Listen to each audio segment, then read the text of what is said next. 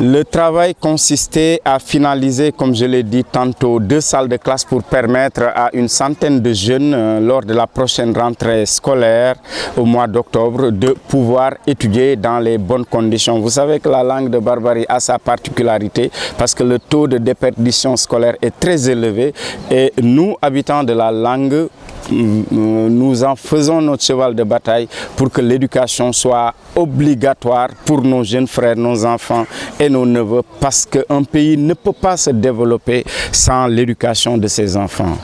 En marge de la cérémonie d'inauguration, nous avons voulu appuyer suite à une requête du dispensaire, parce que nous avons vraiment constaté que le dispensaire manquait de médicaments et comme nous l'avions fait par le passé en amenant un lot de médicaments au dispensaire.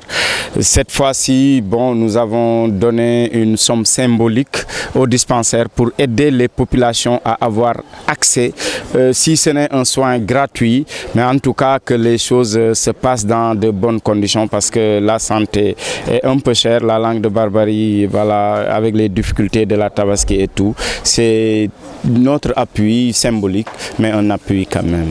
Et nous sommes quand même satisfaits du résultat et de cette aventure qui a été riche, pas seulement sur le plan matériel, mais également sur le plan humain. Donc pour nous, de toute façon, ce n'est que positif.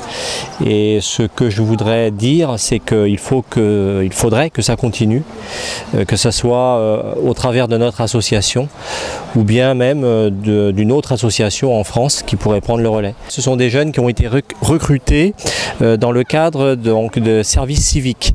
Le service civique, voilà, c'est une proposition qui est faite aux jeunes qui ont entre 18 et 25 ans en France, de pouvoir donc travailler dans des associations ou toute autre institution comment dirais-je, de fonctionnaires.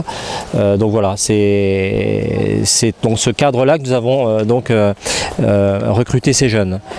Et nous avons un jeune qui est venu de façon bénévole, donc qui est à ma droite, Adèle. Voilà. Nos sentiments, c'est des sentiments de satisfaction, de remerciement à l'endroit de M. Babacar Gaye, mais aussi de l'Avenir Jeunesse.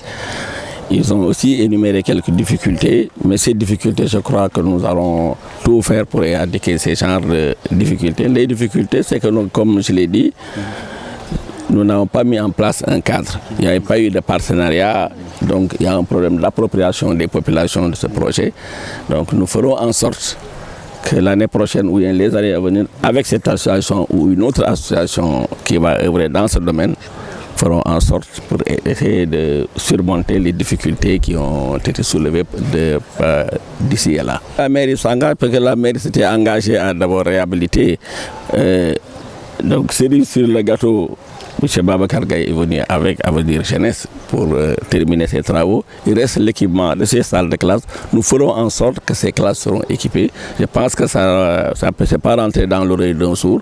Nous allons rendre compte à Amadou Mansour Faye qui est prompt à agir au nom des populations de Saint-Louis. Et je sais que ça va se faire, Inch'Allah, lors de la prochaine rentrée des classes.